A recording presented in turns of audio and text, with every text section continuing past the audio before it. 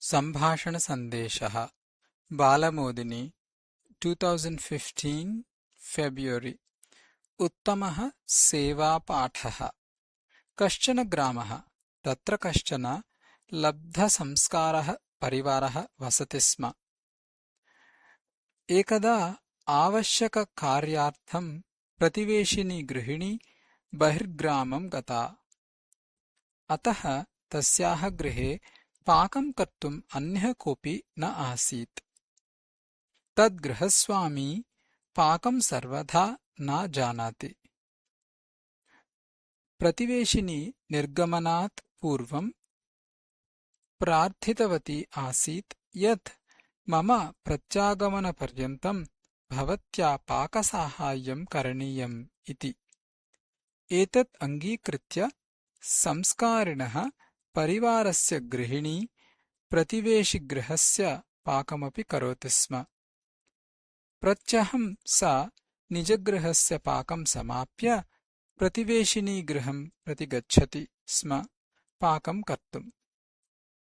अस्याः गृहिण्याः कश्चन लघुः पुत्रः आसीत्। तस्य नाम विनुः इति। सः प्रतिदिनं पश्यति स्म माता साहाय्यार्थं प्रत्यहं प्रतिवेशिनः गृहं गच्छति इति। एकदा सः मातरम् अपृच्छत्, अम्बा, प्रतिदिनं भवती आदौ गृहे पाकं करोति, पश्चात् प्रतिवेशिगृहं प्रति गच्छति पाकं कर्तुम्। इदं किम् उचितम्? यतः प्रथमं परेषां कार्यं कर्तव्यं, तदनु एव अस्मदीयं कार्यं करणीयं खलु? अल्पवयस्कस्य पुत्रस्य उत्तमं सेवाचिन्तनवचनं श्रुत्वा तस्य सत्संस्कारं च अवलोक्य सा गृहिणी नितरां प्रीता अभवत्। ततः सा प्रेम्णा पुत्रम् अवदत्, वत्स, भवदीयं कथनं नूनं युक्तिसम्मतम् अस्ति। परेषां कार्यं प्रथममेव करणीयम् इत्यत्र नास्त्येव सन्देहः।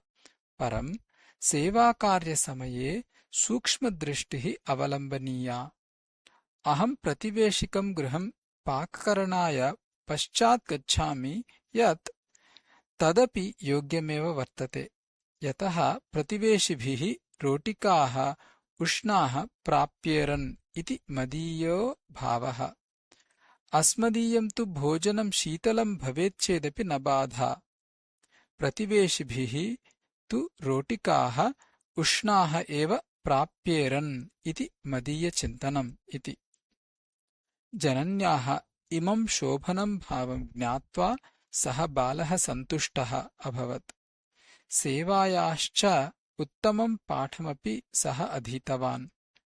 गच्छता कालेन स एव विनोबा भावे इत्याख्यया प्रसिद्धिं प्राप्तवान्।